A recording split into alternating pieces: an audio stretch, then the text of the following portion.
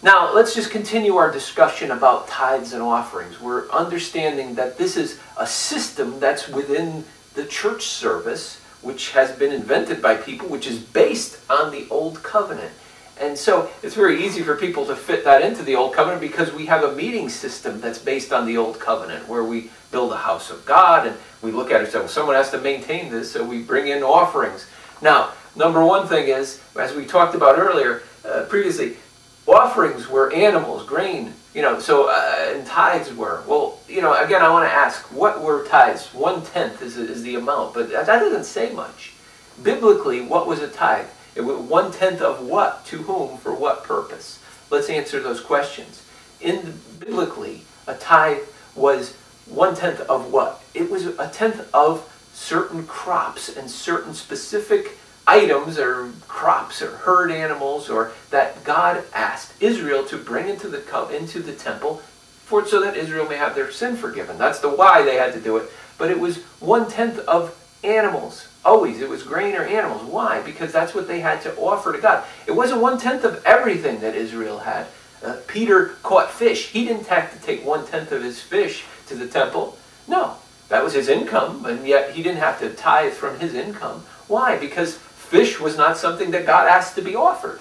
God wasn't as greedy as we might make him out to be. When he was giving Israel a tithe, he was asking them to take 1/10 of certain specific things. For example, he said, take 1/10 of the increase of the herd. Well, what's the increase? That means the new baby animals that are being born, right? So he wasn't asking for 1/10 of the whole herd. He was only asking for 1/10 of the newborn animals in certain seasons. 1/10 of the corn, for example, in a certain season. He wasn't asking for all the corn. He was just asking for a specific amount to be offered to him. Remember, we said when you offered it to him, you destroyed it. Again, I always ask this, when's the last time they burned the offering in your church? Well, are we really following biblical law when it comes to tithes and offerings? That's what I'm questioning. Okay, so biblically, tithe was the amount of the sin offering, and it was always animal crops that Israel grew and were brought into the temple and destroyed. Now, so 1/10 of what? To whom? Here's an interesting question that I've never heard tithe preachers deal with. Biblically, who received the tithe? It's a really interesting question, and there's a really interesting revelation you can have from it. If you really studied the Bible and studied what tithe is. Tithe is not used that many times in the Bible. Look it up and study and see if what I'm saying isn't true. When you look up tithes, it'll tell you take a tithe of the corn. Well, why were they taking it? So there it is, it's corn, it's not money. Someone magically, mysteriously transferred it into money at some point, and to put your finger on who did that in history is very difficult. It's interesting, if you went back 1,000 or maybe 200 years or so into the medieval Catholic Church, they collected tithes from everyone in Europe, kings and the peasants and everyone. It's very interesting. That's how they built those giant cathedrals. That's how they had giant, Michelangelo painting the ceilings and so on. How did they afford all that? Well, because they received tithes from everyone in Europe for over 1,000 years or more in the Catholic Church. And need I say this?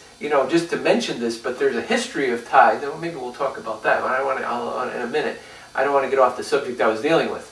They were saying 1/10 of what to whom? Well, biblically, the tithe only went to the high priest of Jerusalem. Now, let me explain that. What is that? In the Bible, the only person who literally received the tithe was the high priest of Jerusalem. What do I mean by that? Well, in the Old Covenant, there was only one tribe of Israel, the Levites, who were allowed to be the priests or pastors. And in fact, there was only one high priest. He was the one who went into the temple. He was the leader. He had authority over the rest of Israel. He was kind of a king or a leader in Israel.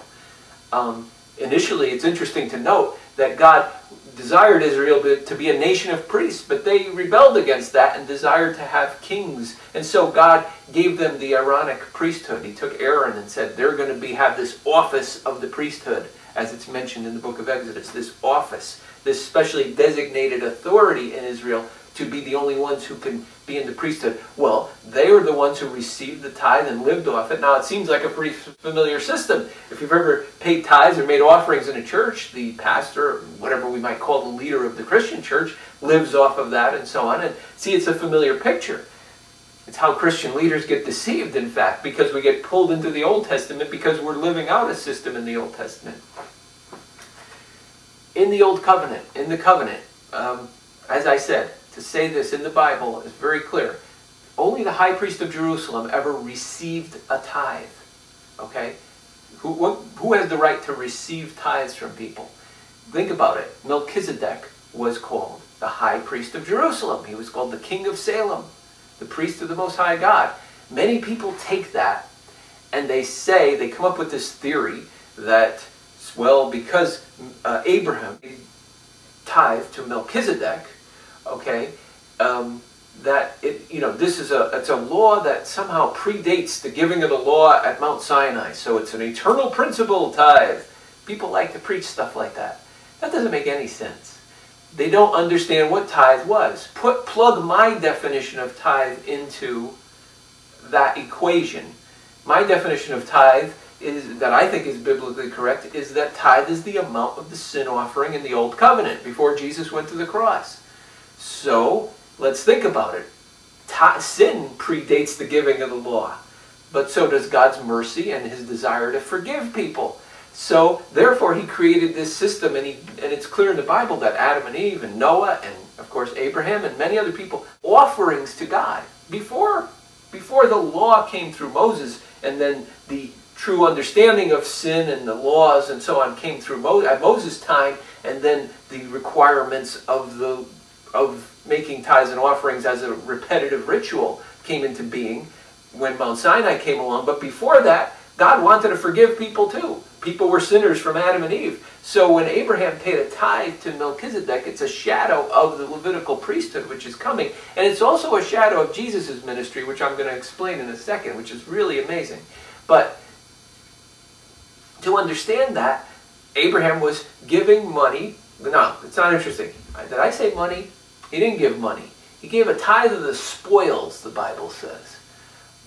Look up spoil Greek in the New Covenant. It says he gave a tithe of the spoils. Spoils is grain. So Abraham had conquered some people, and he had some grain, and he gave a tenth of the spoils. The spoils is the top part of the grain, the Bible says. So he took some of the grain and gave it to this Melchizedek, who was the high priest of Jerusalem, by the way. As I said, the only one in the Old Covenant who ever received the tithe, the only one who's ever received the tithe, has the right to receive the tithe biblically, is the high priest of Jerusalem. Is your pastor the high priest of Jerusalem? Wow. Must be a pretty amazing fella. Anyway, this Melchizedek, it says, then he was, as a priest, he would carry on what he had to do with it. What did he do with it? He probably offered it to God. The Bible doesn't spell it all out, but if he was the priest and he was the high priest of Jerusalem, he'd take it home and buy himself a nice car or something, buy himself a pretty good camel or whatever someone would buy in those days. He took that and offered it to God so that Abraham's sin could be forgiven. That's what tithe was all about. It's a payment for sin. That's why it's not in the New Covenant. That's why when you look in the New Covenant, you don't see instructions for the churches. Oh yeah, collect tithes every week, make offerings. It doesn't say that. The book of Hebrews is quite clearly telling us there's no more sin offering. Here's a revelation, though, that's in the book of Hebrews, and it's really interesting to understand. It's contained in one verse in the book of Hebrews, and it says, "Here men that die receive tithes." Now, people have sometimes taken that out of context and say, "See, I'm a man, give me tithe." Well, if you read the discussion in the book of Hebrews, and I strongly suggest you read chapters 5 to 10 of the book of Hebrews, and really study that discussion. It's telling Christians who are going back into the temple and making tithes and offerings and following the Levitical priesthood not to do that. Don't forsake the correct way of assembling yourselves, it says in chapter 10, by going back and going into the temple and paying tithes and offerings and following the Levitical priesthood. In that context, it says there's no more Levitical priesthood. It says there's no more need to make sin offerings. So it's eliminating tithes and offerings in those as a function in the Christian function in the New Covenant, because that had to do with sacrificial law. It had to, in fact, it says if you do those, you're re-crucifying Christ. We don't want to do that over again. He's already paid the price for our sin. Okay? So, now, look at what it says in the book of Hebrews. In fact, I'm going to continue this in the next section because it's such an interesting topic to talk about. Who receives tithe?